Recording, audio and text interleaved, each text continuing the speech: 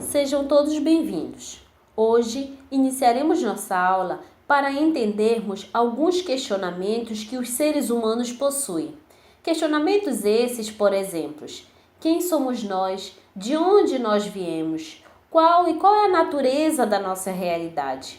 É uma das tentativas da física responder essas inúmeras perguntas que fazemos.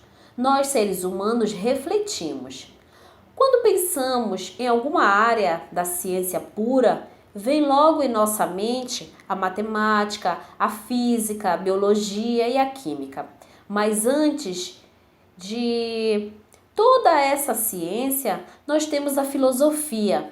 A filosofia é o ramo do conhecimento que estuda a existência humana e o saber por meio da análise racional. O nosso foco de hoje é a física. Quando pensamos em física, imaginamos enormes cálculos complicados, equações difíceis de serem compreendidas. Mas, na verdade, a física está em tudo. Com a ajuda da matemática, o objetivo da física é explicar o mundo real e os vários fenômenos que acontecem no mundo, inclusive os foguetes, as ondas, a força ou até mesmo os seres humanos. Quando estudamos a química a nível molecular, há uma interação entre essas moléculas, entre os átomos.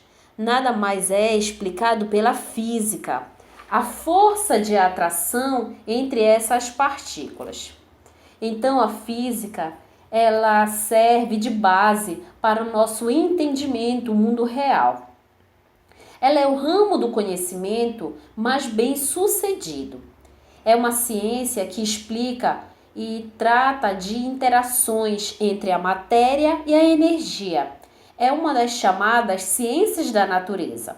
Ela envolve pesquisa, a coleta de dados, as organizações desses dados, as fórmulas e as hipóteses. Antes do conhecimento que se baseia nas observações. Agora vejamos alguns filósofos que contribuíram para o entendimento dessa ciência, que é a física. A história da física teve início com o filósofo grego Tales de Mileto, que provavelmente viveu mais ou menos por volta de 624 a.C. Ele conseguiu observar as propriedades elétricas da matéria e percebeu que alguma dessas matérias atraíam pequenos pedaços de palha e folha seca quando eram atritadas com a lã e alguma pele de animal. Tentou explicar também os fenômenos da natureza, como por exemplo os terremotos, o eclipse. Tales de Mileto também, ele contribuiu bastante para a matemática, principalmente na geometria espacial, tanto tendo os cálculos da trigonometria, que é o cálculo que é através da teoria de Tales, que vocês irão estudar em matemática. Aristóteles, por exemplo, contribuiu bastante para a compreensão do movimento dos corpos e da gravidade, na relação entre a densidade e a velocidade, a existência também do vácuo. O filósofo Nicolau Copérnico foi quem anunciou o modelo heliocêntrico, onde o Sol ele colocou no centro do sistema solar. A partir desse pensamento de Nicolau, surgiu a teoria de Galileu, de Kepler, de Isaac Newton, que até hoje contribui para a humanidade. Galilei, por exemplo, além de inaugurar o método científico, estudou o movimento dos corpos em queda livre. Foi fundamental na descoberta também dos planetas, dos satélites. Ele foi o fundamental na ciência moderna e considerado o pai da física e da matemática, o qual tornou-se um dos mais importantes cientistas do século XVI. Serviu também de inspirações para a criação das 3 leis de Newton. Isaac Newton, por exemplo, com suas leis, ele conseguiu explicar praticamente todos os tipos de movimento. Ele foi responsável também por explicar a decomposição da luz branca, Conseguiu explicar também sobre a força gravitacional e a existência da gravidade dos corpos. Criou o telescópio, refletor e inúmeras outras contribuições para a ciência. Max Weber, por exemplo, iniciou a eletricidade e o magnetismo, dando origem ao eletromagnetismo. Ele também desenvolveu um trabalho importantíssimo na mecânica estática. Estudou a teoria científica dos gases. Seu estudo em eletromagnetismo foi a base da relatividade restrita de Albert Einstein.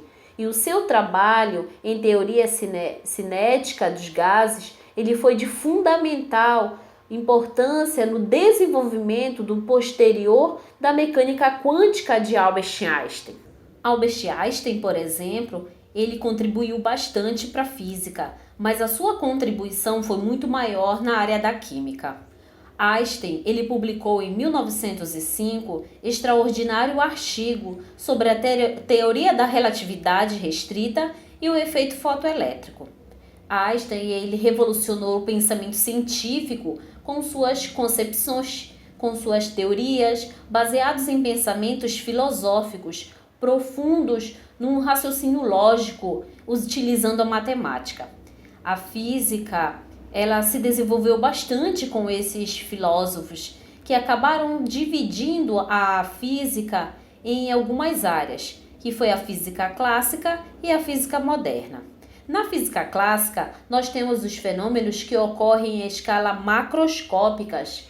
Esse ramo da física ele foi dividido ao longo da história por grandes nomes como Isaac Newton, Galileu Galilei, Kepler e muitos outros.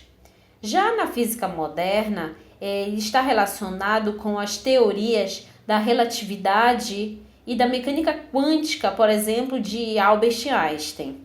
Didaticamente, a maioria dos autores eles acabam optando por uma divisão que segue basicamente a seguinte lógica. Na física clássica, nós temos a mecânica, a termologia, a óptica, a ondulatória e a eletricidade.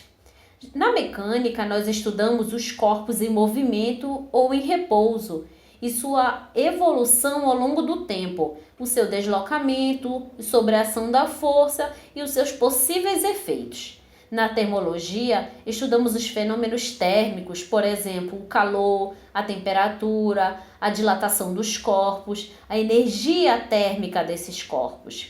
Já na óptica, estudamos os fenômenos relacionados à luz. A ondulatória, ela se preocupa em estudar as características e propriedades dos movimentos de uma onda. A eletricidade é o ramo da física que se preocupa em estudar as cargas elétricas. Já na física moderna, nós temos a mecânica quântica e a teoria da relatividade de Albert Einstein. A mecânica quântica, ela estuda as partículas atômicas e subatômicas. Já a teoria da relatividade estuda mais o foco da velocidade da luz, do vácuo, em relação a um dado referencial. Dentro de cada uma dessas divisões, nós temos as suas subdivisões, que vocês vão estudar durante a vida escolar. Boas aulas, bons estudos e até a próxima aula.